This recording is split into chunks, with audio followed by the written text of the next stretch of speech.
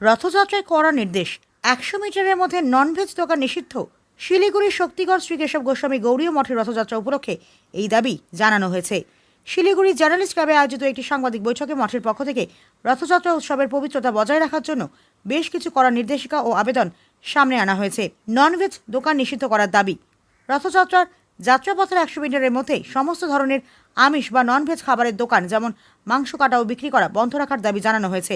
পবিত্রতা ও পরিচ্ছন্নতা রক্ষা, উৎসবের দিনগুলিতে ধর্মীয় অনুভূতিতে আঘাত না হানতে এবং পরিবেশ পরিষ্কার পরিচ্ছন্ন রাখতেই বিশেষ পদক্ষেপ নেওয়ার জন্য প্রশাসনের দৃষ্টি আকর্ষণ করা হয়েছে। ঐতিহ্যবাহী উৎসবের আয়োজন।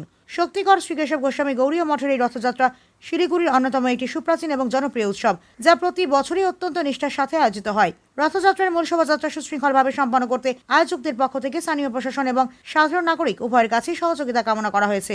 আমাদের কেশব গোস্বামী গৌড়ীয় মঠের 57তম রথযাত্রা মহোৎসব, এবং আপনারা জানেন ন্যাশনাল হাই রোড বর্ধমান রোডের উপরে এই রথ হয়। লক্ষ লক্ষ মানুষের আগমন। যারা মদ ব্যবসায়ী বা যারা মাংস ব্যবসায়ী তাদেরকে আমরা জানিয়েছি এবং অনুরোধ করেছি তাদেরকে যে আপনারা প্লিজ একদিনের জন্য এটা যদি বন্ধ রাখেন, আপনারা সারা বছর ব্যবসা করুন, আমাদের কোনো আপত্তি নাই। প্রভু জগন্নাথ যাবেন, একটু সেই পবিত্রতা বজায় রাখবেন।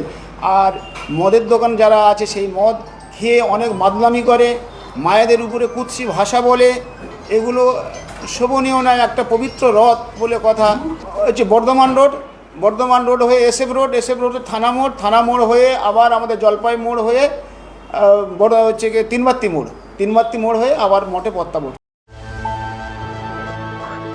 আপনারা দেখছেন সময় বাংলা, সময়ের সাথে সবার পাশে।